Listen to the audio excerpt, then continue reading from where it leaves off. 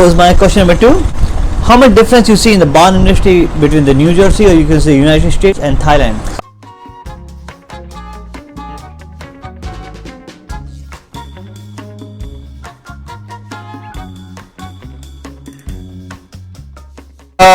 Two of the biggest things is where we were in New Jersey. We're about 25 miles outside of New York City.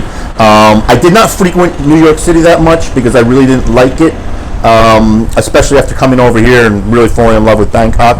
But in my younger days, I definitely did experience a lot of New York City, and sort of it wasn't for me, but I still enjoyed going. But where I was, it'd take us about maybe 45 minutes to drive into New York City from where I was. So what's very unique about the three things stick out for the difference between Bangkok and Northern New Jersey, New York type bartending.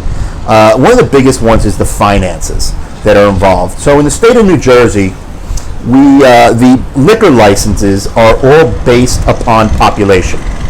Okay. So the population is, you can only have one license for every 3,500 people that live in the city. Wow.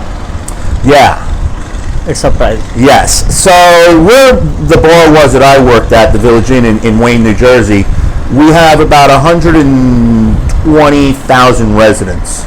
Okay. So we only have about maybe 50 to 60 liquor licenses for on-premise. Retail license is a whole nother aspect. But actually a bar, there's probably only maybe 50 or 60 in the whole city. And what's interesting is that's all there will ever be. You can never have any more than that unless you have more population. So what that does is it creates a supply and demand for the liquor license. So when they came up with the liquor laws back in the 1960s, late 1960s, a liquor license, a proprietor would buy the liquor license, and at the time maybe it was $25. The proprietor then owned that liquor license. And whenever he decided to sell it, he could command what he wanted, sort of like buying a car. Oh, wow. You know, as the value increases. So in the beginning, when they first sold the liquor license, they were very cheap. Then as time went on, the liquor license became, as more people moved into the town, as the town became bigger, and more people started going out and coming with more flexible spending money, the demand for bars and liquor licenses rose. So the bar I worked at, the Village Inn, in 2004, my friend bought it, and he bought his liquor license with the bar. The liquor license alone, the piece of paper, was $420,000 US dollars. 420,000. 420,000 US dollars, just to give him the okay to serve a beer that afternoon. Wow. I think in that case, I believe Thailand is much cheaper. Yes. So what it does is, it's good and it's bad. So it's crazy that you're going to spend $420,000 right now. Just prior, and I just spoke with him the other day, and I said, prior to coronavirus and the pandemic, what was a liquor license going for? He said between $550,000 and $600,000 US dollars. In Thailand, like, if I'm not wrong, in Thailand you can easily get less than 5,000 baht. Yeah, so a liquor license in Thailand is about $100 US dollars. Yes, like around 100 to 150 US dollars. That's it. Yeah.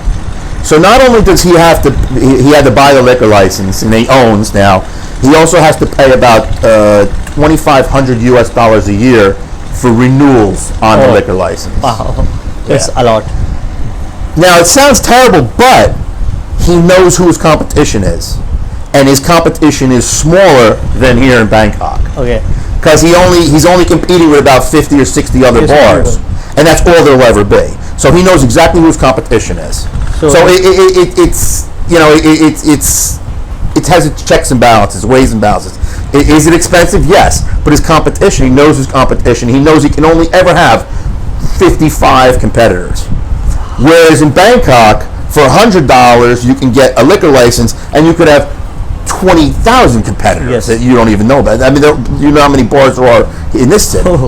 I'm sure there are a lot which we don't even know. So it's something that's very interesting. That's one of the biggest differences. The other difference is, over here in Bangkok, there's such a camaraderie amongst the bartenders, which is incredible. You did not see it in the United States.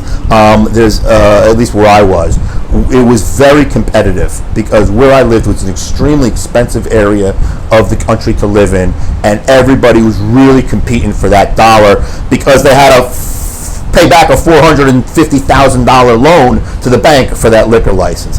So there was a lot of competition, almost cutthroat competition between the bars to try and gain customers because they were so in debt from the liquor license.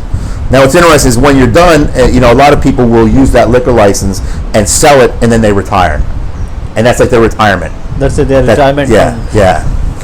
So the camaraderie over here is incredible. I was, like I said, I was nobody when I came over here, and the whole Bangkok bartending community just took me in and sort of really propelled me on to my next career. I mean, I really didn't know anything or anyone, and now I seem to know everybody here, Yes. which is nice. That's true.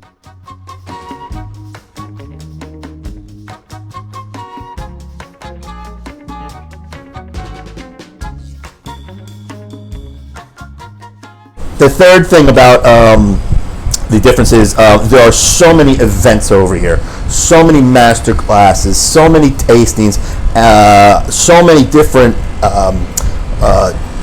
conventions that we have, gin week, rum week, all of that does not go on in in northern New Jersey. It just doesn't go on, and if it does, which is a rarity, there's a cost associated with entering. So if you want to go to a master class, they're going to charge you 2,000 baht. Wow. Yeah. In US. In northern New Jersey, if they're even doing it. So what's nice about here is you can really get a good education, and you can really get some good experience, taste a lot of different spirits, and it doesn't cost you anything to do. I agree on this thing.